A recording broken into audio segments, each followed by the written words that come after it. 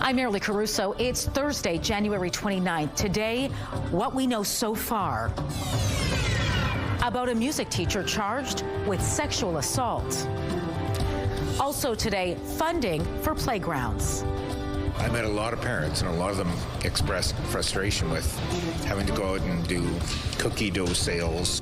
A city councilor's plan for new and old schoolyards.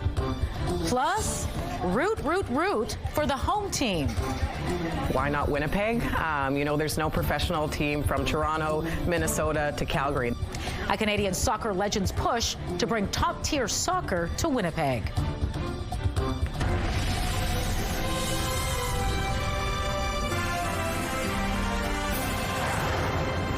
Good afternoon. Thanks for joining us. Winnipeg police have charged a music teacher with sexual assault following an investigation involving a school-aged student.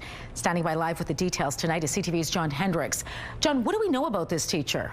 Marilee, a former student's parent who we aren't identifying says Jet Russell Penganiban taught him piano lessons.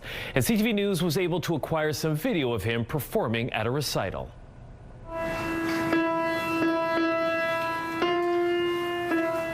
This is video taken of Penganiban playing the piano at a recital back in 2019. Winnipeg police started investigating him in July of last year after they say a victim came forward and filed a report. The child told police they were sexually assaulted by Penganiban during music lessons at a home located in the 600 block of Nairn Avenue. Police say the alleged assaults took place between January of 2022 and July of 2025. On Tuesday, police arrested Penganiban. The 32-year-old is charged with sexual assault, sexual interference, and invitation to sexual touching.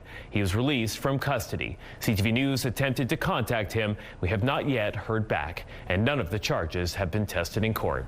John, do we know how many students he taught?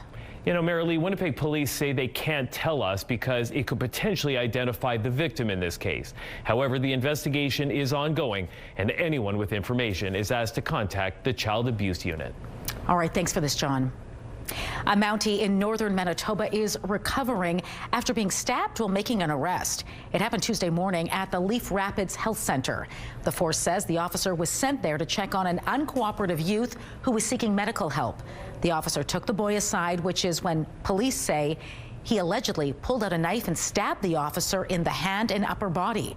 Staff members and backup officers helped bring the situation under control, and the boy was arrested. No one else was injured. A 15-year-old boy is now in custody facing several charges. City councilors are considering a safety review of Osborne Street. It comes after a handful of incidents, including the death of a woman who was hit by a vehicle in November and a young boy who was injured crossing the street. The motion says near misses are common as commuter traffic is being prioritized over pedestrian and cyclist safety. It wants the public service to study the stretch of roadway from Broadway to St. Vital Bridge and identify any safety measures that could be added. The Public Works Committee will consider that motion on Wednesday. Extending Chief Peguis Trail is projected to cost the city more than originally thought. But at the same time, a new report suggests the financial benefits are also going up. The report says the anticipated costs have gone up by about $3.5 million since 2024 to around $758 million. However, the cost-benefit ratio has also increased. The latest estimates suggest the city stands to gain $1.43 for every $1 spent on the project, an increase of roughly 18%. It's worth noting a separate report from consulting firm Deloitte found the cost benefit decreased but was still a net positive. That's due in part to significantly more traffic and growth in the areas which will be connected to the extension, such as Centerport. I think, long term for the future of Winnipeg, I really do believe as we continue to grow, especially as we continue to move products to and from a Centerport, to market and workers to their jobs. I believe long term the extension of Chief Peguis Trail is very important for the future of Winnipeg. The report was meant for information only. The project still needs to be authorized and funded. Currently, schools and oftentimes parents parents themselves are responsible for fundraising to add play structures to new schools, which are not covered by the province. But one city councillor hopes to change that. I met a lot of parents, and a lot of them expressed frustration with having to go out and do cookie dough sales, and they're not going to raise $500,000 or $200,000 doing that. So we got to be more realistic.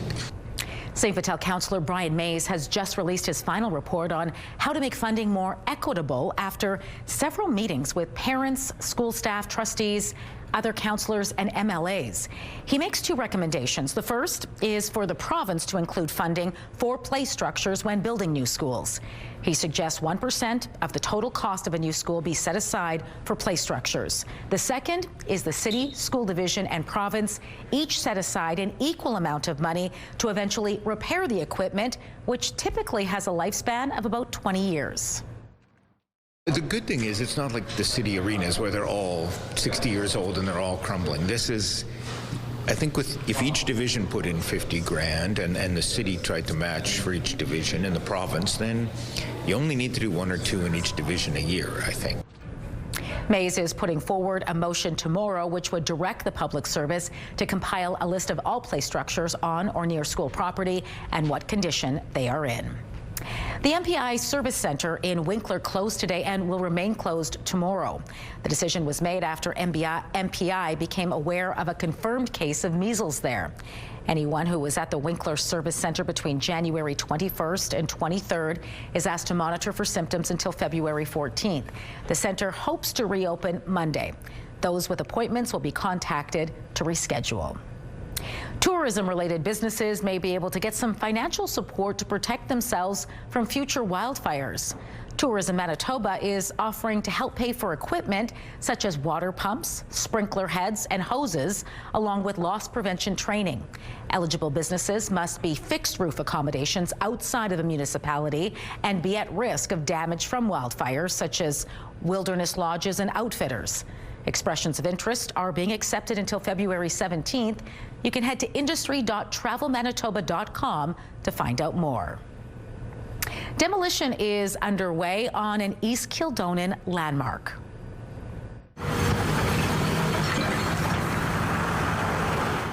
Roxy Lanes is being dismantled piece by piece and will take some time due to the potential presence of asbestos and other toxic materials.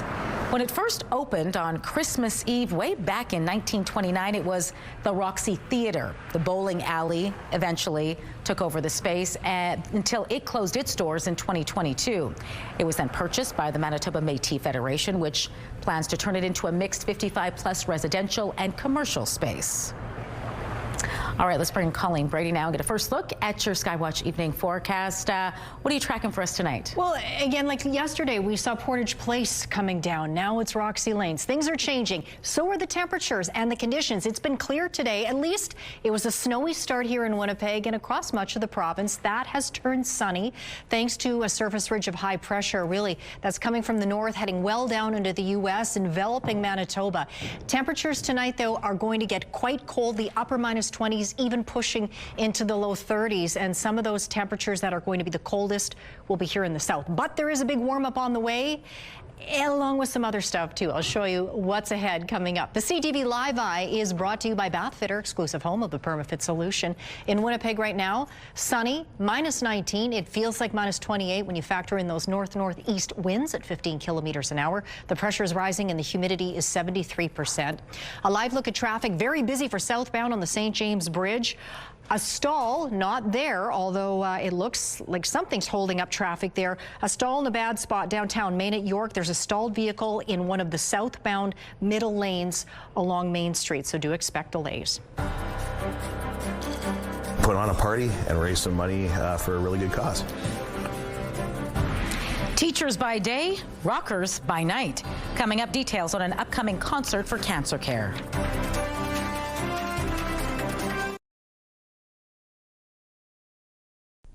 Canada's trade deficit widened to $2.2 billion last November. It was under $400 million in October. Total exports were down 2.8%, with a big drop-off of unwrought gold shipments to the UK, the US, and Hong Kong. Exports of vehicles and parts also dropped, reaching their lowest level in 3 years. A shortage of semiconductors is impacting vehicle production in Canada. Here are the closing numbers for the day. The Canadian dollar is up to 74.09. West Texas Intermediate is up over $2 to 65.30. Western Canadian Select up almost $1.50 to 48.56. And the TSX lost 159 points today, but is still above 33,000. Those are your business headlines. I'm Marilla Fernandez. Market Watch is brought to you by Manitoba Blue Cross. Group health plans for any size business. The Winnipeg Jets head into Tampa Bay tonight for a showdown with one of the hottest teams in the league. I've been watching them there for the last month and a half and catching them in different places. They're real good. And, I think that they're showing it with their play, just how aggressive they are. They come at you hard, both with and without the puck. And this is one of those games where you got to be ready to go. The Jets are coming off a big win in New Jersey Tuesday. It improved the team's record to 6-2-2 over the last 10 games. But the Jets will be in tough tonight. The high-scoring Lightning are soaring at the top of the Eastern Conference. Big game for us tonight. Making sure we're sticking on puck and having the right reads in the D zone. If they get cycling, whatever it may be, just communication and stick to our solid defense that we can rely on. Connor Hellebuck is getting the start in this one. Puck drop from Tampa is slated for a little after 6 o'clock. The Hockey Report, brought to you by Santa Lucia Pizza. Check out the game day special. An all CFL receiver is trading in black and yellow for blue and gold.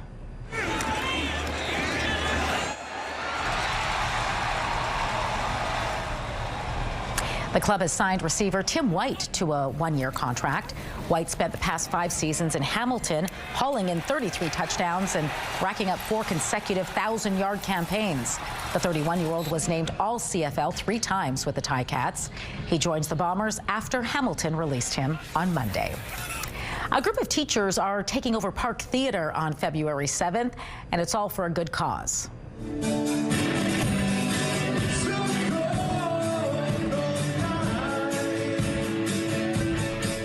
That's rock band Teacher Feature featuring teachers. They're colleagues at Gordon Bell High School, and they're putting on a concert in support of Cancer Care Manitoba. The bandmates say Chords for Care is their way of giving back. Maybe we can help support those doctors and nurses who did such great work with the folks that we love. And Cancer Care Manitoba kind of covers the things that's not in the budget kind of thing to help out with that. And so that's kind of our way. We put on a party and raise some money for a really good cause. It's all happening Saturday, February 7th at 7 p.m. Tickets are available online through the Park Theatre's website. Community Connection is brought to you by Mr. Reuter Plumbing. Born to be a hero, trained to be a plumber.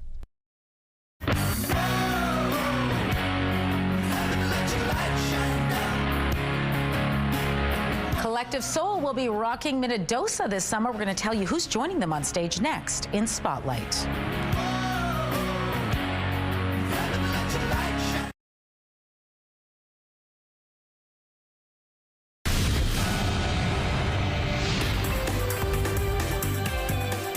Spotlight, sponsored by the Casinos of Winnipeg, presenting the incredibly hip and the Stoneheads.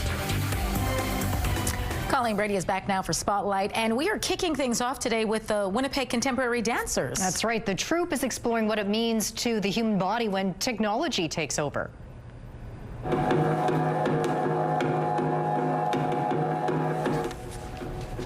MAE Motion After Effect blends virtual reality, motion capture, and internet source testimonies with choreography. It's the work of a Winnipeg-based intermedia artist. It dissects the intimate relationship between humans and emerging technologies. The piece is structured around texts found online of people describing their experiences in VR or AR, alongside describing experiences of like metaphysical explorations, like out-of-body experiences or psychedelic experiences. MAE, Motion After Effect, runs tomorrow through Sunday at the Rachel Brown Theatre. Tickets are available through the Winnipeg Contemporary Dancers website. Minnedosa is gearing up to rock this summer. Is it ever? Rocking the Fields of Minnedosa is out with this year's stellar lineup.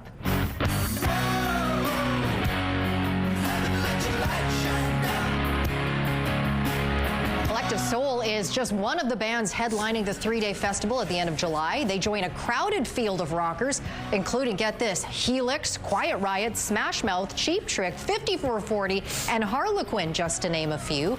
The annual festival runs July 31st to August 2nd. General sale tickets are available February 13th. Just head to rockinthefields.ca. And another festival is wrapping up tonight. Of course, we're talking about the New Music Festival. That's right. And the final show features a new piece by the Winnipeg Symphony Orchestra's composer in residence. Tonight's concert is titled Tiffanides and Staphylakis Sunset. It features the Canadian premiere of guest composer Christopher Tiffanides' Indigo Heaven and the world premiere of a WSO commissioned symphony by Harry Staphylakis. Staphylakis says this is his 10th year and final year with the WSO and calls this third symphony his parting gift. It's bringing back actually themes that have existed from just about when I started with the WSO and kind of laces them back together now with my experience writing for orchestra for the last 10 years with them. Now, the audience may recognize his trademark sounds, including flavors of Greek traditional music, cinematic, and metal elements. The final show of the Winnipeg New Music Festival starts tonight at 7 p.m. at the Centennial Concert Hall. Oh, they've had quite a run. They sure have. Thanks, Colleen. You're welcome. Your primetime lineup this Thursday starts with Next Level Chef at 7. 911 Nashville is at 8. Grey's Anatomy comes next at 9. And wrapping up, George and Mandy's First Marriage is at 10. It's all right here tonight on CTV. CTV Primetime Lineup, brought to you by the Parkway Retirement Community. Welcome home. A live look at a busy McPhillips, particularly northbound. Again, we still have that stall downtown. Main at York, that stall is in the southbound middle lane on Main. Expect backups there right now in the city. It's minus 19 degrees.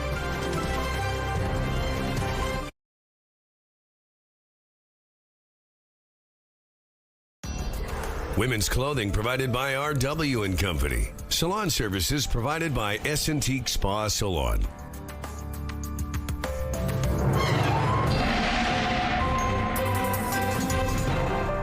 CTV Skywatch weather brought to you by South Beach Casino and Resort. Visit southbeachcasino.ca.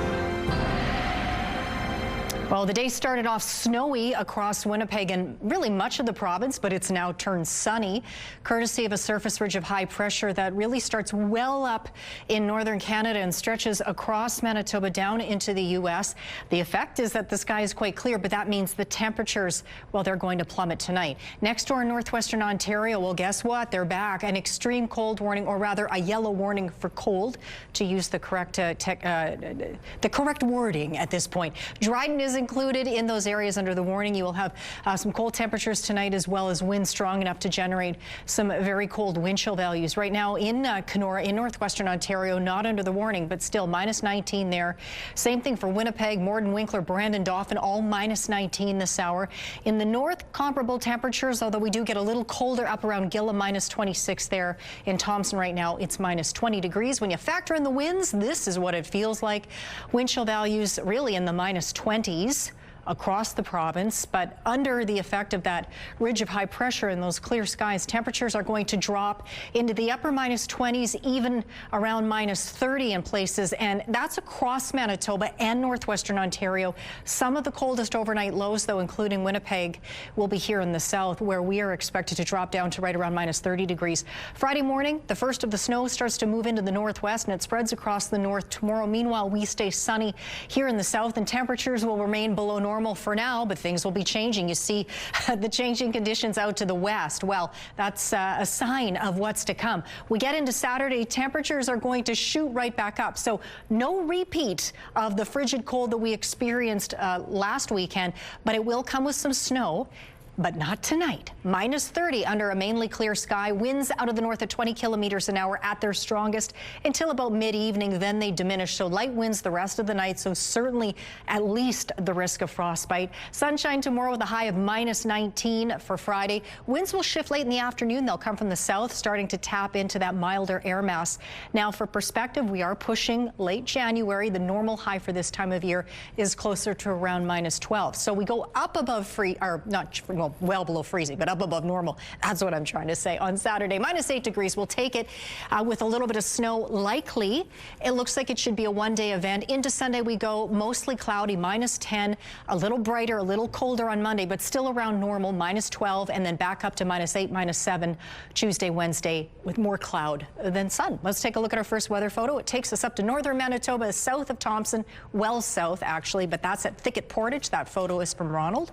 A lovely look there. And lovely out in the Hecla Grindstone Provincial Park area in the Interlake. That photo was taken by Cheryl. Email us your photos to winnipegweather@ctv.ca. Thanks, Colleen. Canadian soccer legends, including Winnipeg's own Desiree Scott, want to bring a professional women's team to the city.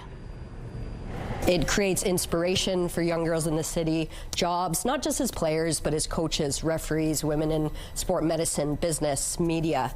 And it creates that high performance pathway too, so we can have more Desiree Scotts on the national team in the future. The Northern Super League is the brainchild of Scott's former national teammate, Diana Matheson. It aims to give female soccer players the opportunity to play on home soil. The NSL held its inaugural season in 2025. There are 6 teams across the country, and now the league is eyeing a 7th franchise. Scott, who played for Ottawa Rapid FC last season, says Winnipeg is the perfect candidate. Why not Winnipeg? You know, there's no professional team from Toronto, Minnesota to Calgary, and the next thing could be Winnipeg. And I think there's so much untapped potential here in the city, not only what's within the community, but the soccer players and the people who want to invest and grow the game here. Scott authored an online petition to bring an NSL team to Winnipeg. The soccer players were in town for a screening of Matheson's documentary about the league's founding. That is taking place at the Canadian Museum for Human Rights, I believe, a big event taking place tonight. Very exciting potential there, for sure. Have to wait and see what happens. All right, that does it for us this hour. We're back at 6, though, with much more local news. Hope to see you then.